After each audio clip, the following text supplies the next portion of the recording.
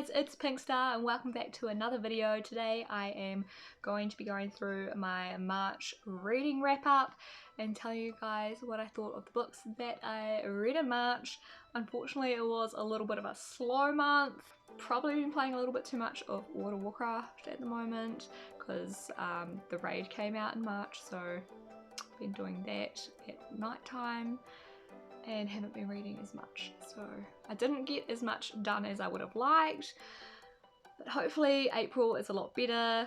The two books that I didn't get to was House of Sky and Breath and The Midnight Library by Matt Haig, so I'll be reading both of those in April. If you've watched my April TBR video that was before this, you would see that, so I don't know why I'm telling you guys again, but just in case you missed it, that's what's happening. Yeah, so I only read 4 books this month. Oh, so slack. But they were good books, so I'm really happy with them. There was 1 3-star, 2 4-stars, and a 5-star, I think. So yeah, let's go through the wrap up. Alright, so the first book that I read was Shadow in the Reaping. This is by Bryn Weaver and I really liked this. I actually gave it a 4.5-star rating out of 5, which is pretty high. This one was a vampire story, but it was quite unique and something that I haven't really read before, where there's vampires and werewolves, and then there's these people called Reapers who pretty much are the ones that kill the vampires and the werewolves and protect the people. But yeah, and then the main like love interest guy is a Reaper and the main character is a vampire, which is pretty cool. And I love the fact that she doesn't talk for most of this book. There is 0 actual talking by the main character. She has to write things down, use sign language and things like that, and it's just really well done. So I thoroughly enjoyed this book and I will definitely be reading the next one. Also the plot was really good. It's just quite interesting, and the ending was like, didn't expect it at all. So yeah, I can't wait to read the next one and find out what is going to happen. Alright, the second book that I read was Ninth House by Leigh Bardugo. I did tab this one. Yeah, this is probably one of my new favourite books. I absolutely loved this. This is my 5-star read for the month. If you haven't read Ninth House and you like something that's a bit dark, mysterious, I would definitely suggest giving this a read. So it's a dark academic fantasy. It's set on the campus of Yale, and there's some secret societies. And yeah, I just really enjoyed it. I really enjoyed the characters, both Alex Stern, or Galaxy Stern. I love the fact that her name is Galaxy and not like Alexandra, like most people who are called Alex for short is. So I really like that. Also the main like side character, thought he was going to be kind of more of a love interest, but I'm not really sure. But yes, Daniel Arlington is, I don't know what it is about him, but I really like him and I really want to see more from him. So it's, yeah, it'll be really interesting to see what happens in the next book, because he like is only in part of this book and they're mostly flashbacks. And I do really enjoy the flashback chapters that are from Darlington's point of view, whereas the rest of the story is all from Alex Stern's. But yeah, it's really good, has a really good plot. I absolutely love the whole murder mystery thing. I don't know, it was just so intriguing. All the characters are really interesting, and I did not see the twist coming of who the murderer was at the end. Had no idea. Did not see it coming at all, so that was a bit of a shock. But yeah, really enjoyed it. It's very dark. The whole setting is really mysterious and yeah, kind of creepy, which I quite liked. And the whole magic system was something that I could imagine would actually exist in like real life. Like if we had magic in the world, this is the sort of magic that I would kind of imagine it would be. So yeah, can't wait for the second book, which we've found out comes out in January next year, so I do have to wait a while, but yeah, really looking forward to that, and yeah, highly recommend. Alright, so the third book that I read was Wild and Wicked Things by Francesca May. This was one of my anticipated reads for the year, and it was an ARC that I was given from NetGalley, which is awesome. So I got to read this one in March. It came out on the 31st of March, so if you want to give it a read, you can do so now. This one is set on this crescent moon island, which is off the coast of Whitby in England. I've personally been to Whitby, so that was kind of cool to like kind of have an idea of the setting. And this is a very dark, witchy story.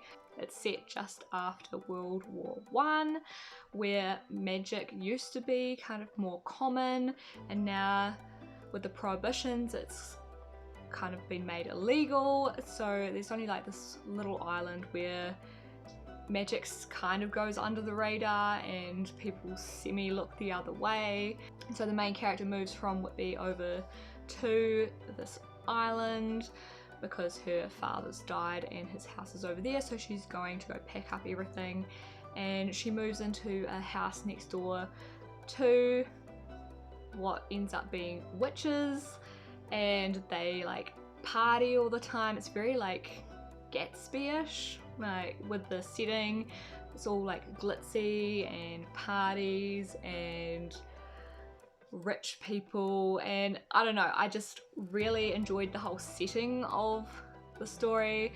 I liked the characters and I liked the character development and how she changed from being this very quiet, follow the rules person to being someone who follows her own heart and kind of just does what she believes is right to protect the people that she cares about, rather than just following the rules like she always has her whole life.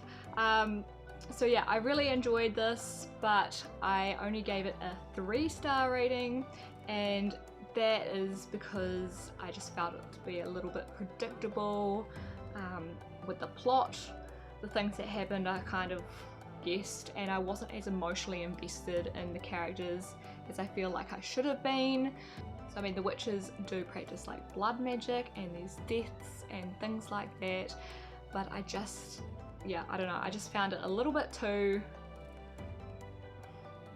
predictable and scripted. I did like the writing style. It was quite lyrical and you could really like imagine everything, which was really good, but yeah, I just wasn't as invested in the story as I would have liked to have been. So it was good, but it wasn't amazing. Lastly, I read Perfect Strangers by Danny Atkins. This one I gave a 4-star rating. I thoroughly enjoyed this. It was only short, it's a novella, so I think it was just under 200 pages.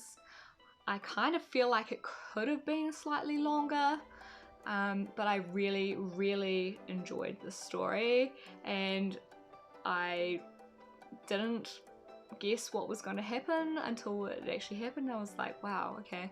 Pretty much it's set where there's the main girl, Hannah. She is going through some relationship issues and she's just visited her sister in Canada, and she's from England, so she's heading back home to London. So she goes to get on a plane, but she sees this tall stranger in the crowd, and they kind of make eye contact and it's all a bit cute, and then he like waves it to her in the departure lounge and was like, do you want to get coffee?